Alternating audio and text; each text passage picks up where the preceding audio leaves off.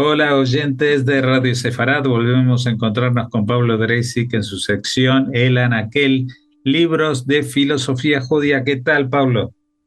¿Qué tal, querido Jorge? Hoy vamos a refrescarnos de algún modo, un refresco epistemológico, una ola de frescura epistemológica, porque nos vamos a sumergir, para seguir con las metáforas acuáticas de la ola, en el mundo del arte moderno y los judíos. Así que vamos a colocar hoy en nuestro anaquel infinito de nuestra biblioteca imaginaria un volumen, un libro cuyo tema es el lugar de los judíos, particularmente de los judíos del este, de Europa del Este, de los famosos Ostjuden, en el arte moderno, ¿no? Con un acento particular en las artes visuales. El libro lleva por título, y ahora voy a aclarar el sentido del título en español, sería Asuero ante el caballete, arte judío y artistas judíos en Europa central y oriental. Bueno, el autor, creo que no lo dije, es el profesor, es un investigador muy interesante porque se ha dedicado sobre todo a desplazar el lugar de interés del arte moderno, en lugar de ponerlo en Alemania, en Múnich, en Berlín, en Weimar, en París, pasarlo al este, desplazar ese foco, digamos, donde se entendía tradicionalmente que se alojaba el origen del arte moderno, los grandes centros de irradiación, son desplazados hacia el este, su origen. O sea, una visión muy interesante y sobre todo, valga la redundancia, iluminadora, porque logra ver de otra manera este proceso que es lo que hoy llamamos el arte moderno.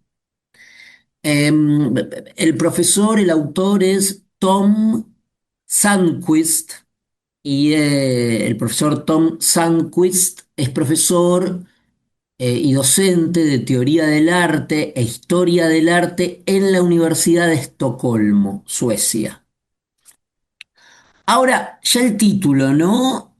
Eh, Ahasuerus, Ahasuerus, o en español Asuero, una denominación que es un poco ambigua porque es tanto, tiene que ver tanto con el rey persa, con Purim, pero también es una palabra que se utiliza para hablar del judío errante, ¿no? Ahasuerus. Eh, y así se denominaba a sí mismo el gran pintor moderno y uno de los pioneros del arte moderno, pero también de el arte judío, ¿no? Con toda la ambigüedad o este término, lo que pueda tener de multívoco. Maurice Gottlieb se consideraba a sí mismo, se llamaba a sí mismo Ahasuerus, este pintor polaco realista del periodo romántico, ¿no? Tan interesante, que falleció hacia 1870 y pico en Cracovia. Em, y tiene una pintura muy interesante que se llama Los judíos rezando en la sinagoga en Yom Kippur, que es de 1878. Bien, entonces, lo que hace nuestro autor, primero es mostrar que en la historia del arte, los grandes artistas modernos, el cubismo, el expresionismo, las tendencias abstractas, las tendencias geométricas y matematizantes del arte tienen un origen fundamental en Europa del Este, mientras que siempre se lo ha enfocado más desde, por ejemplo, el cubismo con Picasso. En realidad está toda la escuela de Bohemia, de Praga, ¿no? Entonces, bueno, esto es lo primero, ¿no? Desplazar hacia el este. Pero incluso el autor muestra que muchos historiadores del arte que habían practicado o pudieron reconocer este ascendente de Europa central y oriental más que occidental para el arte moderno, sin embargo, no pusieron tanto hincapié en que precisamente, y no por casualidad, casi todos estos artistas eran judíos.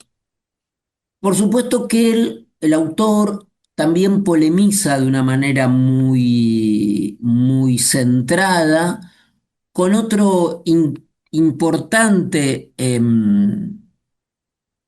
con otro importante historiador del arte, Peter Gay.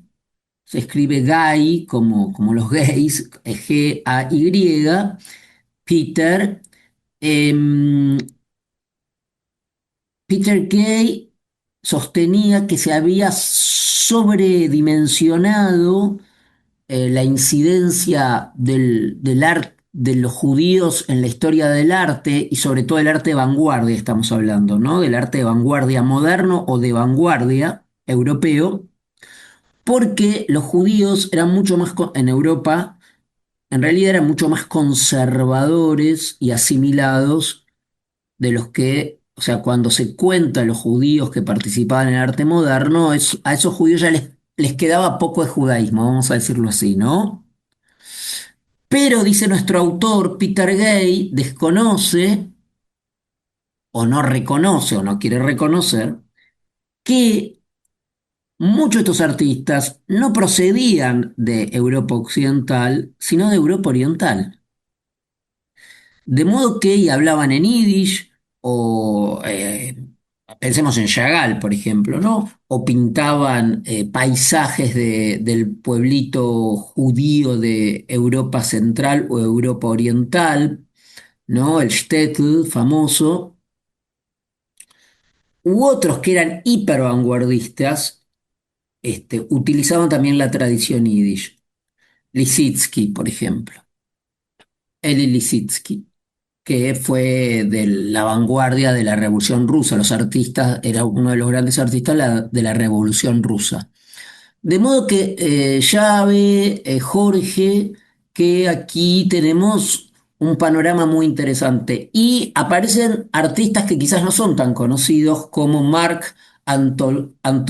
Antokolsky, Mark Antokolsky, nacido en Vilna a principios de 1840 y fallecido cerca de Frankfurt, en Alemania, en Bad Homburg.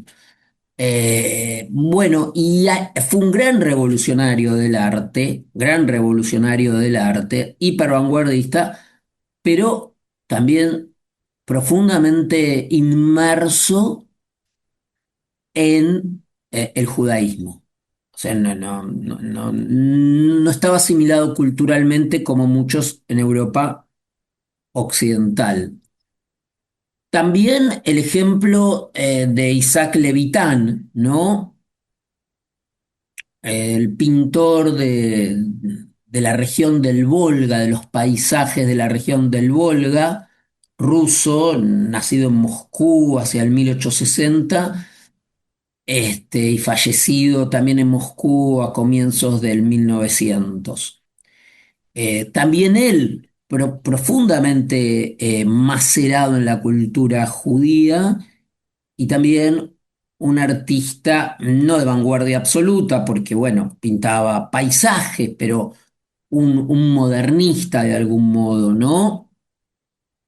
Ya nombramos a personajes más conocidos, como por ejemplo Marc Chagall, pero ya vamos avanzando a la vanguard, a realmente a la vanguardia, y ahí tenemos a Casimir Malevich, Tenemos en el teatro a Nathan Altman, lo nombré ya a El Lissitzky, el gran vanguardista de la Revolución Rusa, a Nathan Altman, ¿no? También en Polonia mencionamos a Maurice Gottlieb, el gran artista, en la escuela de Cracovia, hipermoderna, con Samuel Hitzberg, Maurice Minkowski, en fin, constructivistas, artistas que unían la vida con el arte, como el polaco maravilloso Bruno Schulz, escritor, amigo de Witold Gombrowicz. También en Praga, Emil Orlik, en fin. Y por supuesto, en el fundador del dadaísmo, Tristán Tzara, ¿no? Eh, entonces es un libro maravilloso porque tenemos una nueva vía de acceso para entender el arte moderno que ni viene por el arte occidental, entre comillas, y viene del este, ¿no? Son vientos del este, y dentro de esos vientos, vientos semitas. Así que recomendamos este hermoso libro de nuestro investigador sueco de la Universidad de Estocolmo. eh, un viaje, realmente un viaje por el mundo del arte y por el mundo judío.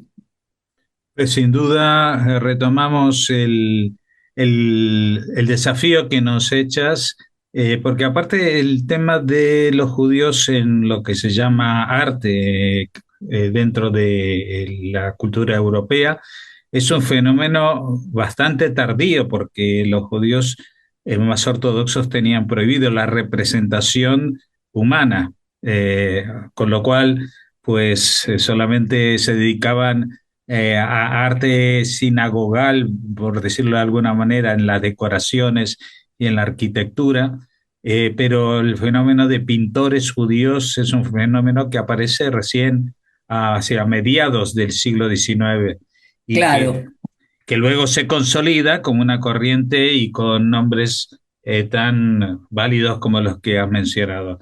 Y es como tú dices, querido Jorge, y lo interesante acá es que no se trata, como bien dices, se trata de una cuestión entre comillas tardía, pero no es una ruptura con la tradición judía en estos modernos, sino que la incorporan, porque incorporan incluso temas religiosos.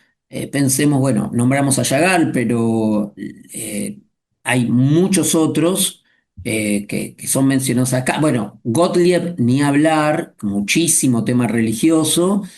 De modo que hacen esto, Jorge, sin cortar con la tradición, ¿no? Por ejemplo, ujú. Lissitzky hace motivos hipervanguardistas, pero con frases en yiddish y motivos judíos. No abandonan, digamos.